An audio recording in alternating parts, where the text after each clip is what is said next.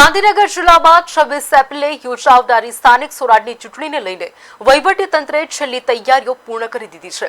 આજે સવારથી જ ગાંધીનગર, કલોલ, માણસા અને દહેગામ તાલુકા મથકો ખાતે 2.5 કલાક પોલીસ બંદોબસ્ત વચ્ચે ઈવીએમ મશીનો અને અન્ય ચૂંટણી સામગ્રીનું ડિસ્પેચિંગ અને રિસીવિંગ કાર્ય હાથ ધરાયું છે। ચૂંટણી અધિકારીઓના માર્ગદર્શન હેઠળ વહેલી સવારથી જ પોલિંગ બૂથ સ્ટાફ અને સુરક્ષાકર્મીઓની અવરજવર શરૂ થઈ હતી।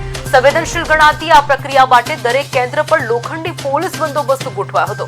ઝોનલ અધિકારીઓ દ્વારા પ્રિસાઇડિંગ અધિકારીઓને ઈવીએમ અને વીવીપીએટી મશીનો ફાળવવામાં આવ્યા છે અને ચકાસણી બાદ પોલિંગ સ્ટાફ નિર્ધારિત મતદાન મથકો તરફ રવાના થયો।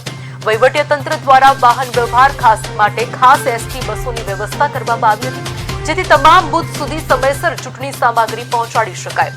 મતદાન પૂર્ણ થયા બાદ ઈવીએમ મશીનો પરત મેળવવા માટે રિસીવિંગ સેન્ટરો પર પણ વ્યાપક વ્યવસ્થા ઊભી કરવામાં આવી છે।